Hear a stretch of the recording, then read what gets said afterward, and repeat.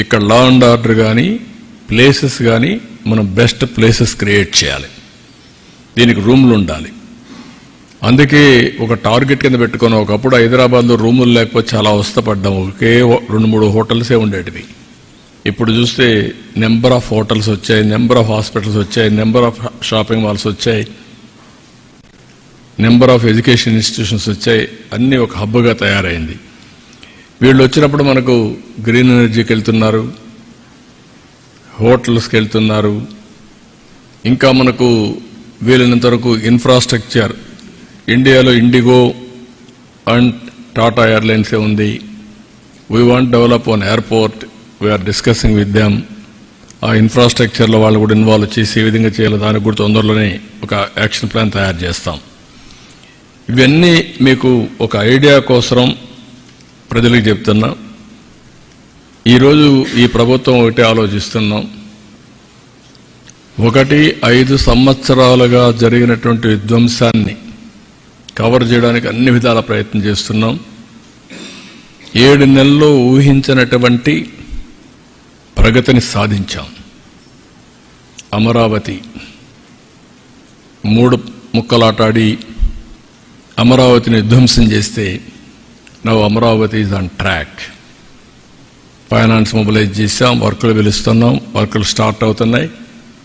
వీలైన తొందరలో అక్కడి నుంచి స్టార్ట్ అవుతుంది. ఇది వన్ ఆఫ్ ది బెస్ట్ సెంటర్గా తయారవుతుంది. అటు ఎడ్యుకేషన్ కావచ్చు, లేకుంటే హాస్పిటల్స్ కావచ్చు, లేకుంటే ఇన్ఫ్రాస్ట్రక్చర్ కావచ్చు, లేకపోతే ఏదైనా కానీ ఒక న్యూ సిటీగా తయారు చేస్తాం. ఇంకొక పక్కన పోలవరం 12,150 కోట్లు ఇచ్చారు, ట్రాక్లో పెట్టాం. డయాఫామ్ వాల్ పోయింది, దాన్ని కూడా మళ్ళీ రెక్టిఫై చేశాం. ఇప్పుడు మొత్తం ప్యారలల్ డయాఫామ్ వాల్ కట్టే పరిస్థితికి వచ్చాం. ఒక దుర్మార్గమైన కార్యక్రమంతో now we are building parallel diaphragm wall. 360 కోట్లతో 400 కోట్లతో చేసిన డయాఫామ్ వాల్ ఇప్పుడు 1000 కోట్లు అదనంగా పెట్టి చేసే పరిస్థితికి వచ్చాం. టైం 2 ఏళ్లు పోయింది. ఏదైనా ఒక టైం బౌండ్ ప్రోగ్రాం పెట్టుకున్నా 2000 డిసెంబర్ లోపల Polavaram will be completed. Diaphragm wall కూడా స్టార్ట్ చేశాం. ఇంకా అది ట్రాక్ మీద ఎక్కే పరిస్థితి తీసుకొచ్చాం. పెండింగ్లో ఉండే రైల్వే జోన్ క్లియర్ చేశారు, ఫౌండేషన్ వేశారు, వర్క్ స్టార్ట్ అయింది. ఆల్మోస్ట్ ఆల్ కొలాప్స్ అయిపోయినటువంటి BIFR పోయినటువంటి స్టీల్ ప్లాంట్ ఆర్ ప్రైవేటైజేషన్ చేయాల్సిన స్టీల్ ప్లాంట్ 13,000 కోట్ల రూపాయలతో రివైవల్ ప్యాకేజ్ ఇచ్చారు. ఇది అసాధారణమైన విషయం.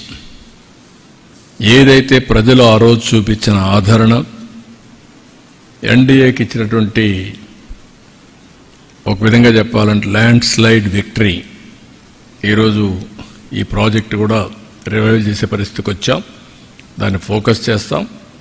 మళ్ళీ విశాఖపట్నం ఆంధ్రుల హక్కు, ఆత్మ గౌరవాన్ని కాపాడే ప్రాజెక్ట్ ఇది. దీన్ని ఏం చేయాలో చేసి ముందుకు తీసుకెళ్తాం. అంటే ఎందుకు ఇవన్నీ మీకు చెప్తున్నానంటే, ఇక్కడ ఇంకా కూడా విధ్వంసం చేసిన వ్యక్తులు కూడా గొంతు చించుకుంటున్నారు. అంటే ఏదో ఒకటి 24 గంటలు ఈ రాష్ట్రాన్ని సర్వనాశనం చేయాలి, విధ్వంసం చేయాలి, డెవలప్మెంట్ జరగకూడదు. 5 సంవత్సరాల్లో 1,000 కోట్ల రూపాయల ప్రాజెక్ట్ ఏదైనా జరిగిందా? ఉండే ప్రాజెక్టులు వెళ్ళిపోయినాయి. ఎక్కడికో మీరు చూస్తే ఇక్కడ పెట్టాలని పేట్రియాటిక్ ఫీలింగ్తో వచ్చిన అమర్ రాజా లాంటి ఫ్యాక్టరీల్ని తరిమేసే పరిస్థితికి వచ్చారు. ఆస్తుల్ని రాయించుకునే పరిస్థితికి వచ్చారు, కబ్జా చేసే పరిస్థితికి వచ్చారు. 3-4 డికేడ్లు సంపాదించిన ఆస్తులు కూడా రాసేసుకునే పరిస్థితికి వచ్చారు సెటిల్మెంట్లో. అవన్నీ మళ్ళీ నేను మాట్లాడుతూ ఇప్పుడు డైవర్షన్ రావడం కరెక్ట్ కాదు. అవన్నీ కూడా సెట్ చేస్తున్నాం. నా ఎయిమ్ ఏంటంటే మెయిన్గా మీరు మొన్న కూడా మీకు GSTP ప్రజెంటేషన్ చేశాను. నా ప్రతి ఒక్క ఎఫర్ట్ కామన్ మ్యాన్ ఆదాయం ఎట్లా పెంచుతాం, కామన్ మ్యాన్కి మెరుగైన జీవన ప్రమాణాలు ఏ విధంగా ఇస్తాం అనేది మెయిన్ ఫోకస్ కింద పెట్టుకున్నాను. అందుకే మీరు చూస్తే 23, 24 వరకు 2,37,951 రూపాయలు తలసరి ఆదాయం.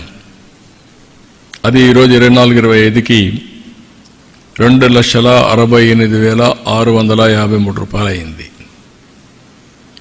దీన్ని అల్టిమేట్గా మన చేతుల్లో ఉంది.